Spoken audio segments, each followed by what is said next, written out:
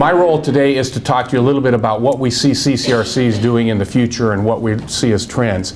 The presentation that I'm going to give you this morning is a condensed version of one that I do for a lot of our members at board retreats. It usually runs about an hour and a half or so, so I'm going to try and condense an hour and a half presentation into 45 minutes or so, bear with me if I start to talk a little bit fast. I'll kind of summarize a couple of slides for the sake of time. The approach that I'm taking is one that I think that highlights what we see as the trends that are driving the future of CCRCs. There are three things that are creating a different climate for CCRCs, and I think it's fair to say that we are at a crossroads of how CCRCs are perceived in the marketplace, what their position is in the marketplace, and what they will be in the future, which is significantly and dramatically different. Charles' comments at the very end I thought was a great segue, because that's in some of what I'm going to talk about. The three trends, as you can see, are what's the consumer like, what's the customer like, how are you going to deal with the marketing people and the customers you have in the future. Second, what's healthcare reform? And I'm not going to spend a lot of time on that, but I want to summarize with a couple of concepts. And third, how does technology fit into this? Technology is kind of a wild card because it will make some significant changes on how we deal with seniors in a lot of different settings, and CCRCs is certainly one of those settings. I start out using this because I think it's important for you to understand a concept that I try and recreate for our boards, and themes that I recreate for our boards. When you look at this, and many of you have seen this has been around for lots of years, and I stole it from Ziegler and Greystone, and you see this kind of thing all the time. But the important concept is, first of all, look at all the different kinds of services we have in the marketplace for seniors.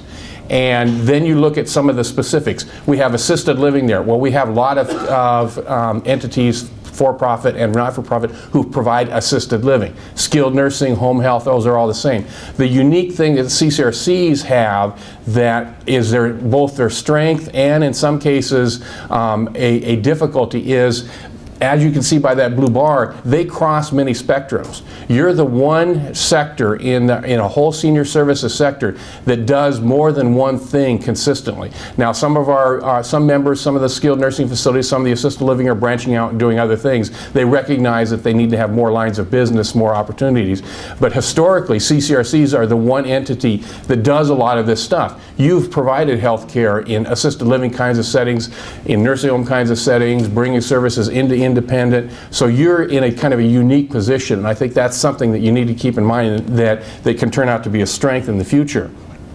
We've all seen this, the growth of population. The reason that I put this up is, again, to make sure you understand that while the baby boomers are going to be an incredible driver of what's going on, right now, they're not our major customer.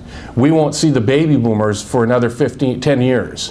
When they turn 80, 82, 2025, 26, 27 in there, is when they statistically will start to take advantage of our services. They're not going to be here yet. We're dealing with a different generation, the silent generation right now, which is a little bit more like the boomers than our previous generations. We have historically, you look at the statistics across the country, and with very few exceptions, the average age of entry into CCRCs and campus kind of settings is somewhere in the neighborhood of 81, 82, 83, 84, depending on how old the community is, what the competition is, the demographics. But for sake of discussion, I use just 80. If you look at 80 and go back 80 years, obviously that's people that were born in the early 30s, and the people we've been serving to up till now have been the World War II generation. You all understand that as better than I. But that cohort of customers is a different kind of customer than what we'll have in the future. They were the ones that went through the Depression, World War II, all those kinds of things.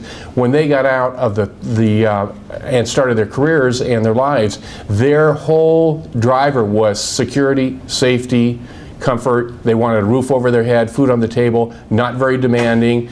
If you had a basic package, if you had 3 meals a day, that was great. They may not think that they're the best food, but it's food, and they were happy with that. That's who you've been dealing with for the last couple decades. That customer is now slowly, obviously, phasing out as the greatest generation passes on, and we're starting to enter into the next generation, the silent generation, people born between the early 30s and 1946. They are much more like the baby boomers in the sense that They came of age just as World War II was winding down. They were young at that point in time. It didn't really develop their psyche as much, so they're much more consumer oriented, much more like the baby boomers. Remember, the silent generation, we often talk about the boomers being the computer generation. That's inaccurate. The people that started the computer revolution were the silent generation. The people at Silicon Valley in the late 50s and early 60s that developed all the basic tools and the computers. Bill Gates and Steve Jobs and all those kind of people came along and just kind of built from that, but they were not the generators of that. So it's a much more educated cohort. A lot more went to college on the GI Bill. They came of age during the pop culture and Elvis Presley and the start of rock and roll and all that kind of. So it's a different kind of mindset. They don't have that same drive of having security, stability, a roof over the head.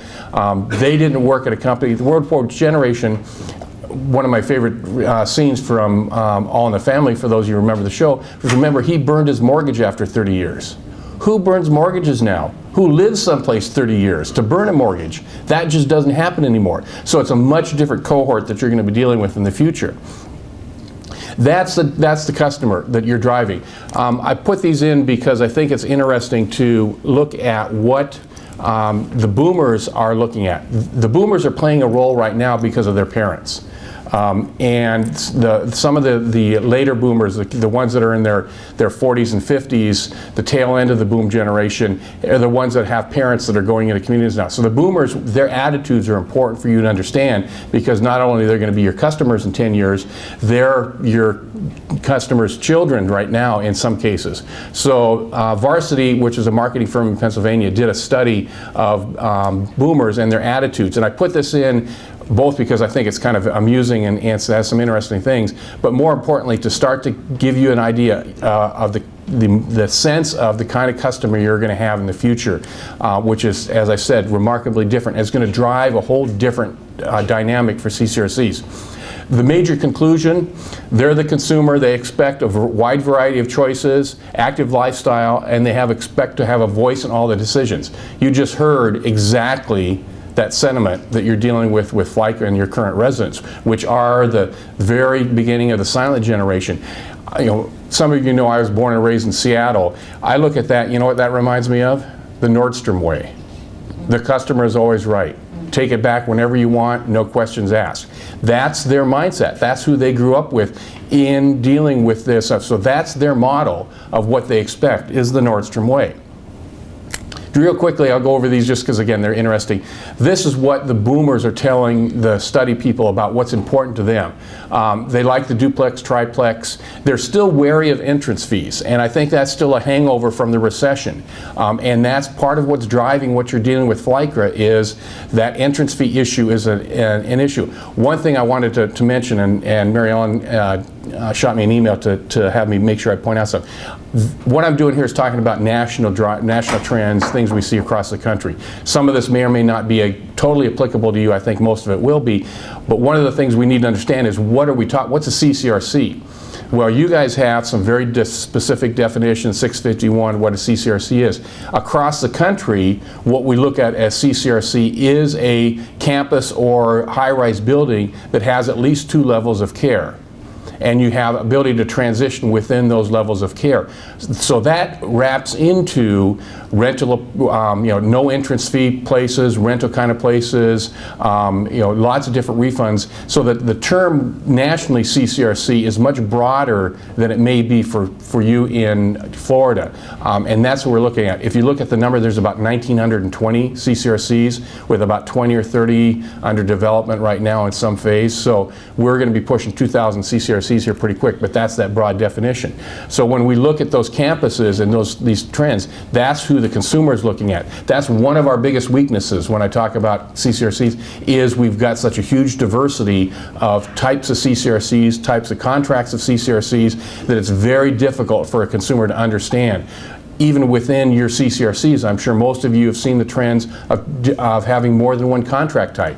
We used to be able to say, you know, Pete Dice's community at Shell Point was a type A CCRC, but I know Pete Dice has more than one contract now. You can't just say he is a type A CCRC. There's very few true life care type A CCRCs that don't have alternative contracts, that are type B contracts, that have some refundable entrance fees. So that becomes a very difficult thing, and that's what's driving some of this concern with the baby boomers and this entrance fee, is they don't all understand what it is and how it works. Green initiatives is not a big deal. They expect that to be done. A couple that I really like, king size bed. You know, that's what they've had, and we're seeing many more of them hopefully moving in as couples. I've been in, you know, a couple hundred CCRCs, and probably half of them you couldn't fit a king size bed in some of the rooms because that's not the way they were designed.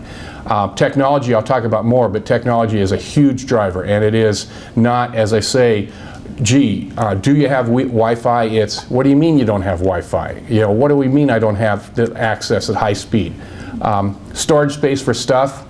I don't know many of you George Carlin fans. I was a big George Carlin fan. He had a great routine on stuff. You got stuff, I got stuff, you know, don't mess with my stuff. Baby boomers have got lots of stuff, and we want to have a place to store our stuff.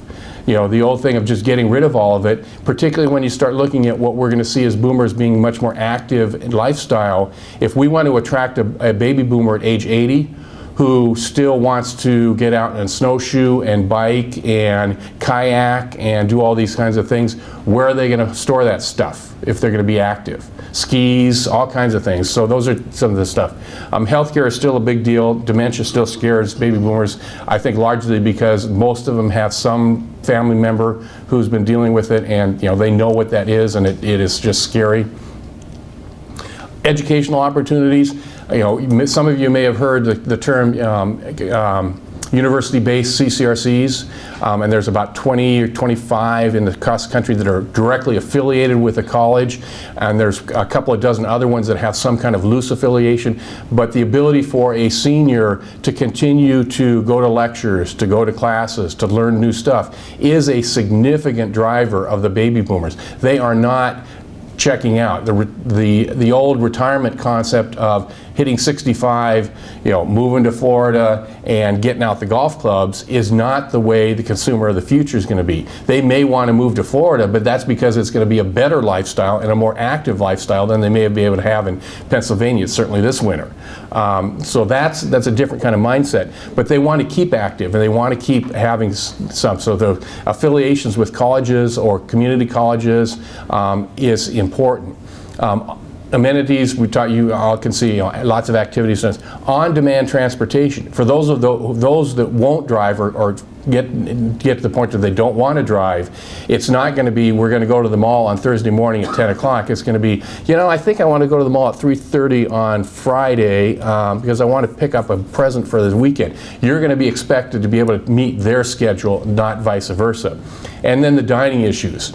World War II generation, you know, and this is a little bit of overgeneralization, which a lot of what I'm talking about is kind of big picture stuff. But being a vegetarian in World War II meant you may not have something to eat because, you know, they just weren't vegetarians. That was a meat and potatoes generation. Look at what we have now. How many people do you know that are vegans or vegetarians? How many communities have a fully staffed kitchen that's able to put out consistently vegetarian-based or vegan-based meals? You're going to have to do that in the future because you're going to have residents that are vegetarian or vegan. Alcohol is still a big deal. You know, most campuses now have some alcohol policy, but there still are some that don't. The boomer generation, you know, sex, drugs, and rock and roll, you know, having alcohol and having social hours and things like that is kind of second nature to most of the boomers. And that's going to be something you have to deal with. We've got one of our communities in Colorado, the gentleman there set up a brewery. They've got they're brewing their own beer. We've got some that are, you know, doing wine tastings and, you know, lots of those kinds of things. But it's something you're going to have to deal with. And then lastly, voluntary face-based. faith-based. Having a faith-based CCRC still is a positive with the baby boomers, but it's not nearly as determinative as it used to be. There's the alignment to a specific religion or faith is not nearly as big a driver as it used to be. So if you're a Catholic or Episcopal or a Lutheran or Presbyterian-based community, being a faith-based nonprofit resonates with baby boomers, but it's not going to drive their decision if you don't meet all the other criteria. It's just one of the few things that they'll consider. This is another real quick one, just as background information. How do boomers view CCRCs? Mather, Lifeway, Ziegler, and Brecht Associates did a survey of family members. So this is the boomers who have family members in CCRCs, and they asked those boomers what their opinion of CCRCs are. And I won't go through all that data, but you can see it was fairly positive. What this tells me, the reason I put this slide up is for one thing. This shows a very strong preference by boomers who have parents in CCRCs, a very positive preference. If you go out to the normal person out in the street and ask them about the CCRC, say a couple of miles from your campus, and get a hold of some people and ask them what your ABC CCRC is, most of them are going to say something like, "Oh, you mean that old people's place, that nursing home place, that I know they've got old people that live there." We have done a really poor job of educating the market entirely about what CCRCs are. And when we get to the select market of people who experience CCRCs, it's overwhelmingly positive. When you go to the general public, overwhelmingly, they have no idea what you're talking about. And so that's part of what we need to reinvigorate when we're looking at this. Let me transition a little bit, because one of the other aspects that we're going to have to deal with as a CCRC in the future is who are our customers and where are they? Well, we know that 80% of the people across the country say they want to stay in their own home. MetLife did a study, was 83%. AARP's done a study, and it's been over 80%. So we know there's this preference for seniors to stay in their own homes. When you look at the market penetration rate, the National Investment Center data and the NIC data across the country that looks at the age and income qualified people and where they're living, only 8 to 12% in any given market are actually living in a campus setting, whether it's just a rental retirement or a CCRC or something else. So we have a market penetration rate that, looking statistically, is pretty slow. So, and we know there's going to be a huge number of consumers in the future. That slide that I showed you shows, even the silent generation is an increasing number, and in 10 years, when the baby boomers hit, we got 78 million people that are baby boomers that are going to be a huge market. Now, one of the concerns we have with that is, are there going to be baby boomers that have any money to do anything?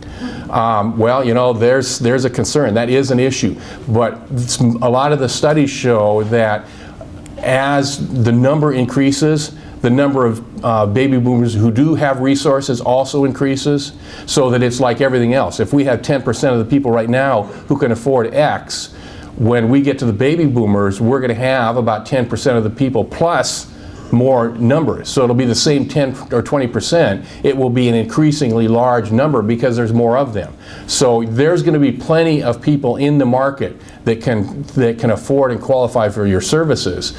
There's going to be a whole bunch of people who can't, and that's going to be an increasing number, and that's a whole separate lecture and discussion. But the basic premise is you still are going to have a lot of people that have enough money to be able to afford your services and be able to qualify on your financial screening. So what do? This is the part I'll go through real quick, because it's not particularly applicable to this, but it's what I tell the boards.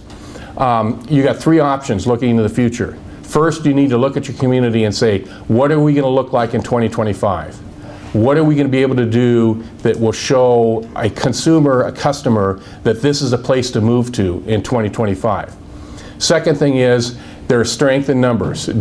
Should you affiliate? Should you pick up another community? Should you do something? Because it's becoming increasingly hard to maintain the level of quality and things that you have as a single provider. Now, that's not saying there aren't lots of good single site providers, and there are, but they are the ones that, if anybody's vulnerable, they're the ones that are vulnerable, and many of them are looking at whether we should affiliate or not, or whether we should pick up another community, being a strong community. Third, when you look back, there's a whole lot of consumers out and customers out in the community. One thing that we always have trouble with in discussions and nomenclature is we say community. Well, which community are we talking about? We need to be more careful about that in the future. Are we talking about the community within our walls, the CCRC community, the retirement community, or are we talking about the larger community? Everybody that's living within 5 or 10 or 15 miles of your campus. So there are your two communities you're going to deal with. Obviously your community inside your walls, but more importantly, are you going to be able to do things or choose to do things to impact those seniors that are living in the larger community outside your walls? So first of all, repositioning your community. Lots of campuses are doing this, and I'll go over this, won't go over spend much time, but looking at your campus and doing what you need to do to bring yourself up to date. And that's a constant chore for people, and it's part of that trying to figure out what you're going to do 2025, and it's looking at all those things I've mentioned earlier about amenities and dining and all those things, and trying to anticipate what you're going to need to look like. Second, the affiliation. That can give you strength, that can give you diversity. Building a new campus is a very difficult undertaking. You can do it, and we have, as I said, 20 or 30 of them that are in planning stages right now, and we actually expect about 15, maybe 20 new campuses every year after 2016 across the country. But it's a big deal. As you all know, those of you who have been through construction of new campuses, it's a 5, 6, 7-year process that is, long and drawn out. And expensive, $100 million to $200 million in most cases, unless you start real small and you can get it under $60, $70 million. But that's a big chunk of money, no matter which way you look at it. So building new campuses is difficult. A lot of our members are therefore looking at this repositioning, expanding if they have room, and or affiliating as a ways to grow their entity. So I just throw that out as a third of it. The last one is looking outside your community. This is where I start to tie a few things together. I call it this is my 90-90 rule. 90% of the people say they want to stay at home, and 90% of the people, based on data, are in fact staying at home. So there's a huge customer base out there. And even if a significant percentage of them are people that don't have a lot of money, there's still going to be a significant percentage, that great middle class kind of, that mid-range income, who will have some resources, and they're going to be seniors, and they're going to be needing services. And go back to that array of services that a CCRC does. You are in a position to be able to tap the expertise that you have to address a whole lot of these services out in the community if you choose. Now, this is one of those things that depends on your demographics and your location. Not every community is going to have the community around it that has those kinds of things. I was working with one of our members out in Phoenix in Sun City area. Well, holy cow. 90% of the people that live there they're automatically their demographics. So for them to expand into a home and community-based outreach program is like falling off the turnip truck, because they got customers all over the place. There may be other situations where you don't have quite that strong a demographic. But you can become a community center for healthy aging. That's my kind of buzzword. I'll talk about something in a minute, but I think the classic CCRC, to some extent, is a little bit of a white elephant. And I know many of you are already well on the way to this path of much diversification in services. So what are we looking at? What are CCRCs becoming involved in? Innovative service deliveries, lots of home community-based services. That's the home health care, adult day, Meals on Wheels, all those things that you can think about that you bring to people who are living in their homes. CCRCs are in a perfect position to be one of the players in that, depending on your market. Not only do you expand that concept on your campus, but take that concept off your campus. Small house settings for nursing homes, and we have a number of our CCRCs who are getting rid of their old fashioned nursing homes and building greenhouse, small house kind of models. I just saw a thing in this morning's one of the blurbs that there's a community up in New Jersey that's spending several tens of millions of dollars, I don't remember now, to take their whole healthcare setting and build small house models and get rid of everything. And it's a significant undertaking. Co-housing models is something that you could become involved with, where seniors are living with other people, but the seniors are still going to need services. We all know about person-centered care. That's becoming the mantra for all kinds of care settings. Affiliations with Beacon Hill programs, village-to-village networks. How many of you are familiar with the village-to-village network concept? Started at Beacon Hill. It's a cohort of seniors living in a defined community that are aging in place, who want to do things to be able to stay in their own home. We have a number of our CCRC members who are in a position, in a demographic where they're part of that community, and a lot of them are realizing, why can't we be part of the provider system for these people that want to stay at home? We do all this stuff on campus. Why can't we affiliate with that village network and do some of that stuff for them, obviously on a fee basis and things, but it's a natural kind of linking. CCRC at home. I won't go into great detail because we don't have time. I can do a whole session on that. But the CCRC at home model, there's about 15 of them now across the country. Tennessee, Michigan, Pennsylvania, New Jersey. Pardon? Connecticut. Connecticut, yes, Connecticut. There are about 15 of them. There are about 25 or so members that I've talked to who are in the planning stage, serious planning, not just, well, we're thinking about it, serious planning stages of starting an at-home model. The concept, for those of you who are not familiar, the at-home model takes the Life Care CCRC contract concept and moves it into having somebody stay in their own home. So they sign a contract, they pay an entrance fee, they pay a monthly fee, and for that they get a bundle of services. And that bundle of services varies depending on how it's structured, but in many cases it's very much the same kinds of services they would get if they moved on campus. They have access to community services, they have access to health care, they have access to food and dining in many cases. So most of them have a campus affiliation. Some of them are just totally independent where they really don't come on campus, but anyway, the concept is, let's do what we do for our residents living on campus and turn that around and move it out into the community. PACE, I know you guys are having some difficulty with PACE in the state and some slots. I just saw yesterday we now just reached the 100th PACE model across the country. So there are now 100 PACE programs across the country. That, I think, will continue to grow, and I'll talk more about that in a few minutes. But it's something that I think that is a positive for those seniors that are the dual eligibles primarily. So that's a sector that you may or may not be playing in, but it's something that in many of our CCRCs are part of. And then affordable housing with services. Obviously, we know the statistics. I talked to some of the housing members yesterday here. We've got waiting lists of 1 in 10 or 10 people for every one unit. Tremendous thing. A lot of our CCRCs are now looking around their campus and their community and say, do we have a senior housing project within 5 or 10 miles that we can link up with, and maybe we can start to provide some supportive services for them or be a resource for them, for their residents who are aging in place. Some of our members have their own housing and are doing that kind of thing. But it's a way for the CCRC to broaden its scope. Our CCRC is going to survive this new consumer. Well, my position is not in the form you've been in the past. Because if you continue to do what you've done in the past, in 2025, you're going to have a lot of people walking away from your door saying, that's not where I want to live. You're going to have to be significantly different in how you approach things to be successful. Boomer is going to want a place that facilitates their lifestyle, meets their choices and desires, and the terms retirement and care don't resonate. We are in the process right now of doing a name storm, and there's a link to our website about what is the name, what should the name be for this concept of what we formerly called a continuing care retirement community, because the studies of boomers show they don't like retirement and they don't like care.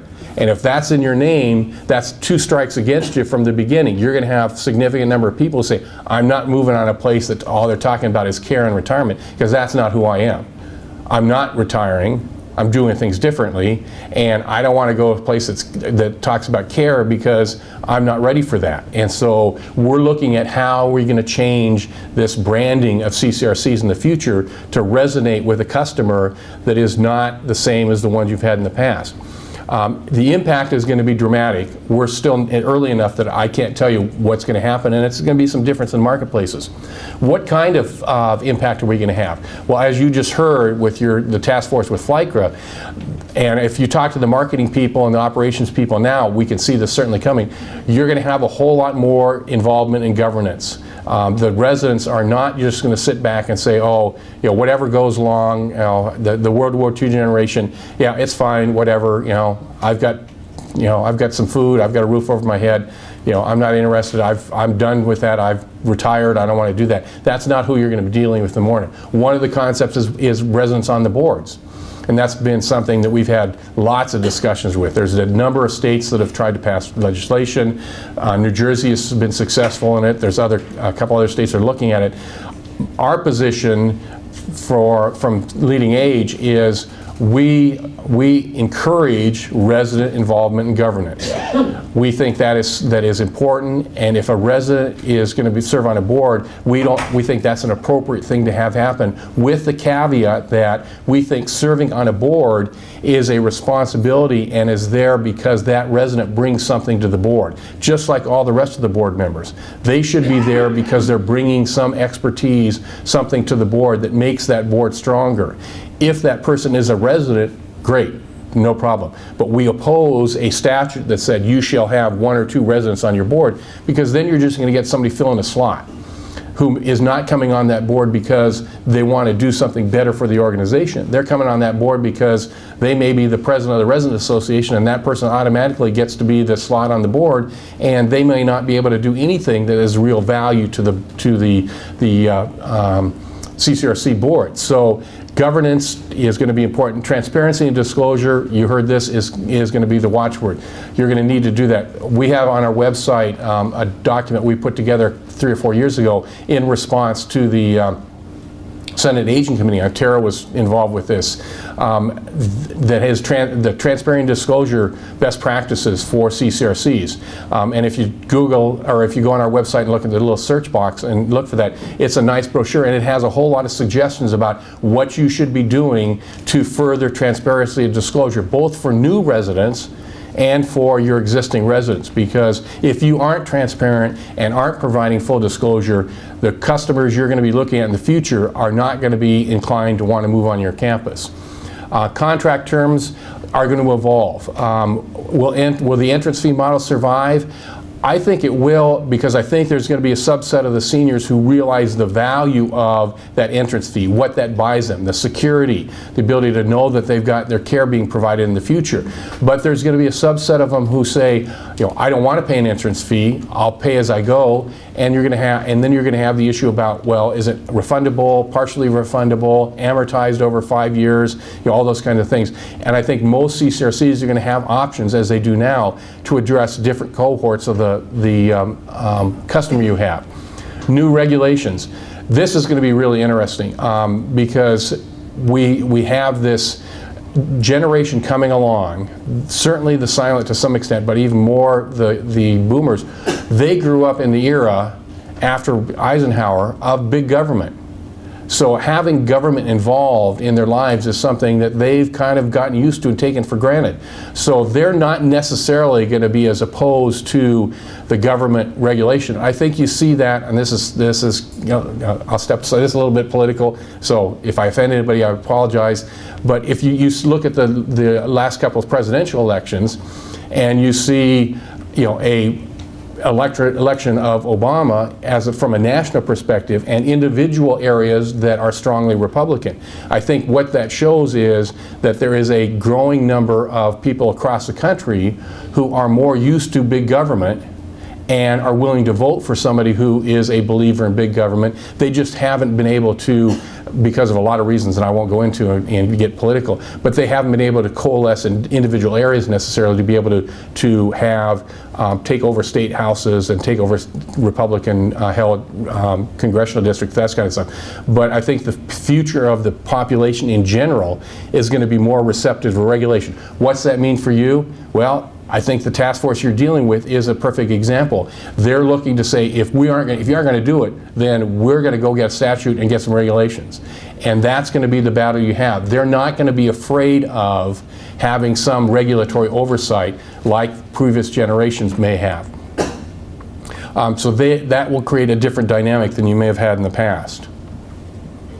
Now, very quickly, healthcare reform, how's that going to impact the senior housing? Well, there's a lot of different ways to do it. The principle certainly is fee-for-service is going to be dead. There's no doubt the handwriting's on the wall. There's all kinds of things. There's an IOM study that came out last year that shows that the biggest driver of the difference in cost of care for Medicare is post-acute care, and about 60% of 50 to 60% of that driver, it varies across the country for no good reason. There's no explanation as to why it costs $5,000 for post-acute care here and $8,000 here and $15,000 there in different parts of the country. There's no uniform. It doesn't make any difference what setting they're in. It doesn't make any difference what their diagnosis is. It doesn't make any difference whether they go to home health, LTAC, or skilled nursing facilities. Those variables don't account for that big variation in cost. So they're going to be looking at driving that. There's no cost control, no accountability, and certain areas are significantly. There's a new proposal you may have heard about post-acute assessment and payment that is supposed to kick in for skilled nursing by 2018 into 2019. That's going to change the waterfront. You know, like everything else that the government proposes, they say that they're going to have this done by 2018. You know, I'm a little bit, I'll believe it when I see it, but the concept are certainly going to be advanced. I'm not going to go through all these slides with any great detail because they're all stuff you've heard. The thing I wanted to kind of impress that all of these talk about, there are two things that are going to happen in the healthcare system over the next 5 to 10 years. The first we're starting to go through right now, and that's assumption of risk. Risk-based healthcare system. As we transition through all these kind of demonstration projects that I'll tick off real quickly, the principle that in all of them is who's assuming the risk, how much risk, and how do you quantify and measure that risk. And if you're going to play in the Medicare system, and to some extent now, Florida being an example with managed care, which is a risk-based, risk-sharing kind of arrangement, you're going to have to be able to understand what that risk is, how to quantify that risk, and then understand what the variables are that impact that risk so you can control it. So you have, to some extent, certainly there's always outliers, so you can't control every setting, but you have to be in a position to be able to understand what assumption of risk means for you as a provider in Medicare, because that's how the model is going to be in the future. There's absolutely no doubt that that's going to be the basis for it. The second thing that's going to happen, and we haven't really seen this much yet, I think we'll start to see it in 3 or 4 years after we get through this whole risk-based transition, is population health. You know, I was talking to some people the other day at another conference, and one of them was a sociologist, PhD kind of person who had been doing population health started back in college in the 60s and into the 70s. And for them, population health was kind of this big measure of what do you do to make the most people healthy at the expense of some of the outliers who won't get some services. That's the old concept of population health, what I thought was really interesting because you know, I was busy at law school then. I didn't pay any attention to population health, certainly.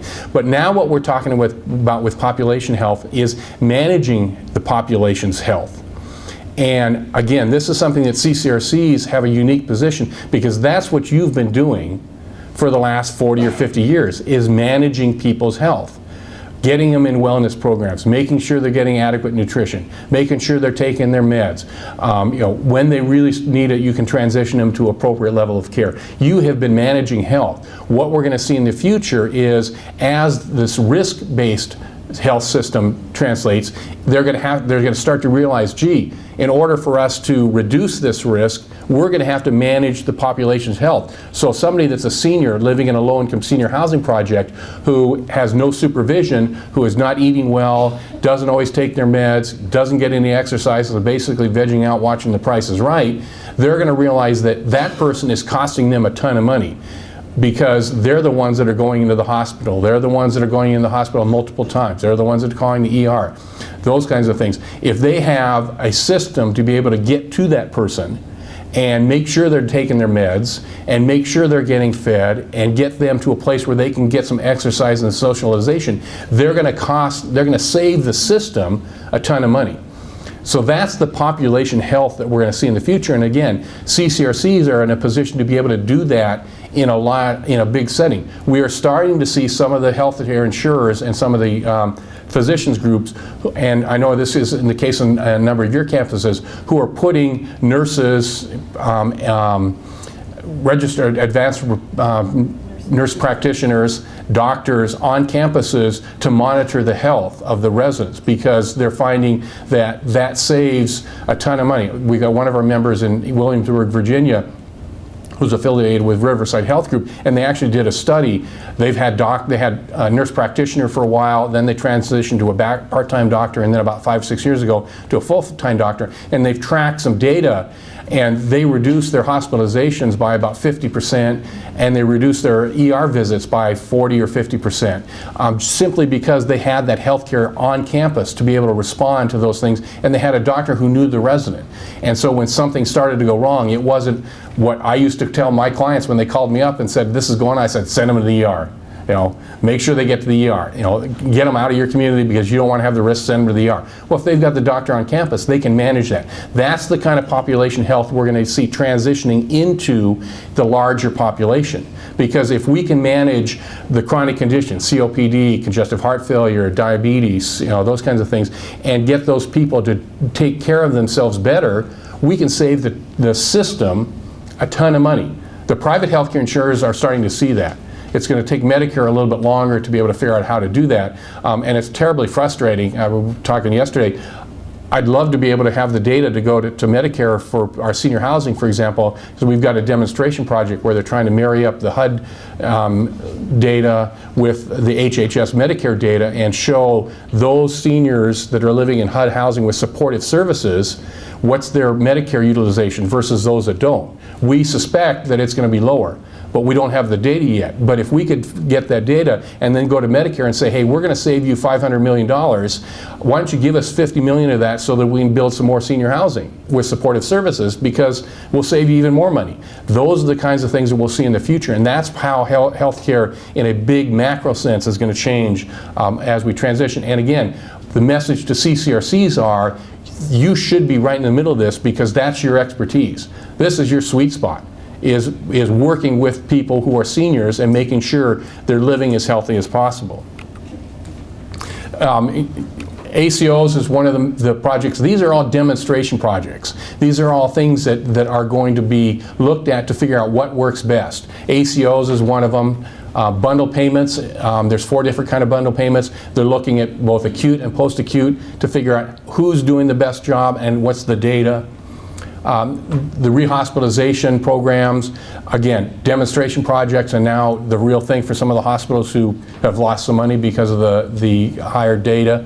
The dual eligible program across the country, the 7 states that are signing up. Again, this is an effort to try and figure out, how do we manage the cost of care of a subset of group that's about 12% I think, of the population, but they eat up anywhere from 20 to 30% of the dollars. So we know it's not rocket science. I mean, we can look at statistically who the people are that are using the services. We just need to figure out, how do we get to them. This is one of those projects.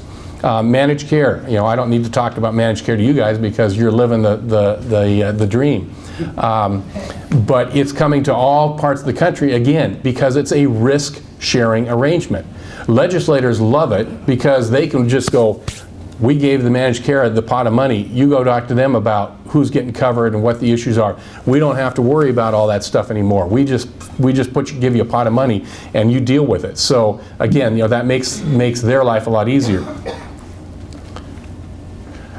Is this working? Are we seeing anything? Is this too early to tell whether all these things that are systemically changing our system, are they working? Well, it's hard to say for sure, but there is currently some data that suggests that at least to some extent it is.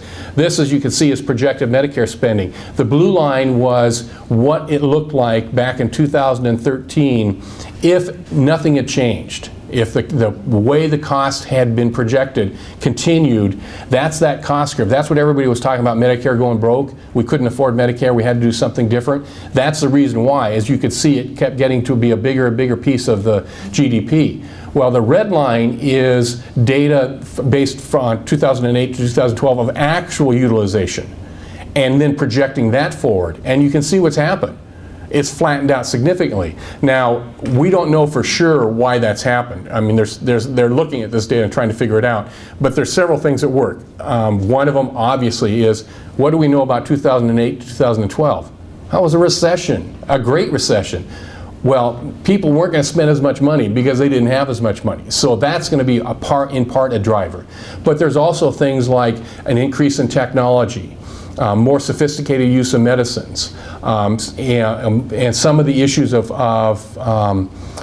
managed care and being more cost conscious are all factors. So there's a number of variables that they're trying to figure out. But nevertheless, at least to some extent, they show that maybe some of this stuff is going to work and we can avoid that disaster of Medicare spending in the future. One of the components of that is rehospitalization and readmission. This is the data to 2011, 2012, and this has got to be even more dramatic now. But just looking at 2011 to 2012, that's only a percentage point drop, but that's several tens of millions, hundreds of millions of dollars when you spread it across a system. And so people are looking at saying, well, gee, maybe some of this stuff is actually starting to change the system. And that does nothing more than give HHS and CMS even more motivation to continue to push for this stuff. So I think that it's safe to say by 2020, our system is going to be remarkably different than it is now. Remarkably more based on a capitated, managed, risk-sharing arrangement with a move towards managing chronic conditions in a population health. I've kind of gone over this, so let me, in the interest of time, jump over that. The last component of this is technology, and this is a real wild card. Because technology, it's the old, I'm reading that biography of Steve Jobs right now, and that theory that came out in the early 80s that every 2 years the amount of computer power memory is going to double, and it's played out consistently, for the last 3 decades. So the increase in technology for seniors has gone up dramatically in just the last 2 or 3 years, and the cost is starting to drop down as we've seen in other kinds of consumer electronic-based things. But there's 2 components to technology that I want to talk about it for my last couple of minutes. One is responding to the preference of seniors in staying at home, and the other is the impact of healthcare reform on technology. Technology for staying at home. There's numerous applications for this. I just was, again, you get the blurbs every morning, Senior Housing News and those kinds of things. Senior Housing News has a story this morning about a Chicago-based organization who is investing in a virtual community center that they're going to develop for seniors who are homebound, to bring them into a senior center to allow them to participate in activities. The Jewish community in New York City has done that, where they actually hook TVs and computers up into people's homes, and they interact with people at the community center, and they have programs that the people at home can participate in. We all know that one of the big negatives that is not really well understood and certainly not talked about enough, I think, is the social isolation of people living at home. Seniors that are, as I said, sitting in front of the TV watching The Price is Right is not really a very good lifestyle. And that is a very negative impact on them. We all know the statistics about seniors and depression. People staying at home, their seniors have a significantly higher rate of depression than seniors in congregate living settings. This is a way to start to get to those people, and it reinforces that whole 90-90 rule where you got 90% of the people want to stay at home. Well, the more that this technology spreads, the easier it is going to be for them to stay at home, and the better they're going to be health-wise in staying at home. So we've got 2 components. One is the creating a smart home, and one is interacting with the seniors. A lot of our CCRC members look at this and they get really scared. And to some extent that's appropriate, because that's a different kind of market. But my view is, I think it's something that you should embrace and step into it and think about how can you participate. First of all, in-home monitoring. We're all seeing this kind of stuff. If you go to our trade show at our annual meeting, every year there's more and more of this stuff. It's way beyond the I've fallen and I can't get up button kind of thing. As most of you have seen, they've got the monitoring systems now which will tell you when people are tossing and turning in bed, when they get out of bed, when they go to the bathroom, when they take their meds, when they open the refrigerator door, all those kinds of things. And the systems look at that and say, let's establish a baseline for somebody. And say, what's normal behavior? What's their normal time of getting up? What's their normal number of times to get up during the night?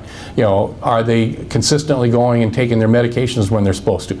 And once they get the baseline, you continue to monitor those people, and if something goes wrong, say they get up 5 times in the middle of the night when they hadn't been doing that, you get the old dashboard, the red light goes off and say, wait a minute, something's going on. Do they have the flu? Do they have a UTI? Is there something that we need to intervene on? And so you can respond to that. My response on that is, why can't the CCRC be the person that's monitoring that? That's stuff you know how to do. I mean, it's stuff you've been doing for years. So you can become involved with that and start figuring out how you can make that available. And we have some members that are doing that. Denise Rabideau at Evangelical Homes in Michigan has been working on these kinds of stuff and has that kind of a system that they can install in a person's home, and they remotely monitor it. Works great. It's a great, and we think that's an opportunity for CCRCs. And again, when you look at the demographics and the 90-90 rule, there's a whole lot of seniors who are never going to move on your campus. Some of them just can't afford it, but they have resources. They're not poor. They're just not the kind that necessarily would meet all your financial screens. Plus, there are people that may meet your financial screens who are just not going to move on the campus. I was talking to somebody the other day. The classic case, I think I know you've all heard more. Husband and wife. She says, "Geez, I'd like to move on this campus," and he says, "We aren't moving until you carry me out, on the sled." And so you get a lot of that kind of stuff. There's people that just won't move. But this will help address some of those needs, because they're still going to age, they're still going to have issues, that's still going to be an issue for them. Telehealth. I was talking with Jane Gale. You've got a couple of remote communities in Florida and counties where they're starting to look at telehealth. And lots of places across the country that they're going to do that. We think that's also going to start to move, obviously, into the urban settings, where you can have remote places for people to dial up with docs and nurse practitioners and others, instead of having to make office visits or house visits or ER visits. The telehealth concept can be expanded significantly. And again, why not have this campus as a base for a telehealth system? Makes perfect sense to me. Again, may or may not be appropriate for your specific demographic in your community, but it's something from a national perspective we're looking at. And the House resolution, this is just to allow the VA system to do their telehealth across boundaries. One of the issues is for telehealth, and certainly in some rural parts of the country, where you've got state lines, eastern Montana and western Dakotas, where the central community would serve 3 different states. Well, they can't practice medicine in Montana and Wyoming if they're in North Dakota. And so they're starting to look at how to break that down, how to be able to overcome those kinds of issues. And the other in-home is social technology. There's all kinds of programs coming out that help support people having interactions at home. The Skype kind of technology, visiting grandkids. We were at a community at a tour the last week, and one of the residents it was at Peter's place, one of the residents, we noticed 3 different plugs for 3 different electronic devices. And so we asked her, well, what were those for? And we said, it's for her computer, for her iPhone, and for her tablet. And they said, well, why do you need those? She said, how else am I going to keep track and communicate with my grandkids? Well, that's the kind of stuff that we're going to have, and it's expanding to all kinds of interactive games, mind games, things that help people thrive, have current events, all those kinds of stuff. So the ability to become more socially active will continue into the future. Last piece is healthcare data. It is data driven.